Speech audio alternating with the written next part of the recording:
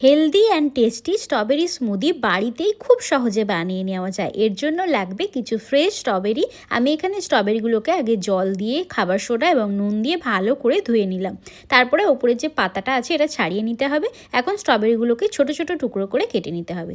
একটা বড় মিক্সার নিতে হবে, তার মধ্যে প্রথমে দিয়ে দিতে হবে কিছুটা ওটস। এখানে রোল ওটস আমি নিয়েছি। এখন এর মধ্যে স্ট্রবেরি কুচিয়ে রাখাগুলো দিয়ে দিতে হবে। তার সাথে এখানে দিয়ে দিচ্ছি দুটো খেজুর দিলে খুব টেস্টি হয়। তোমরা এখানে চাইলে মধু দিতে পারো। অল্প একটু নুন এবং এখানে পামকিন সিড এবং সানফ্লাওয়ার সিড এর মধ্যে দিয়ে দিলাম। তার সাথে 5-6টা আলমন্ড এখানে দিয়ে দুধটা আমি এর মধ্যে দিয়ে এটা ভালো করে এখন মিশিয়ে নেব।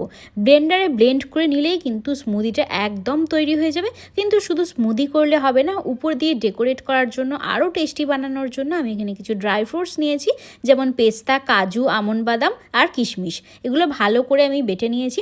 এখন দেখো স্মুদিটা গ্লাসের মধ্যে ঢেলে নেব। ওপর থেকে এই ড্রাই ফ্রুটসগুলো ছড়িয়ে আর কয়েকটা স্ট্রবেরি দিয়ে ডেকোরেট করে নেব। আর এটা খেতে কিন্তু খুব সুন্দর হয়। ছোট থেকে বড় সবাইকে এই ব্রেকফাস্টে কিন্তু তোমরা এটা বানিয়ে দিতে পারো। সবাই বেশ মজা করে খাবে।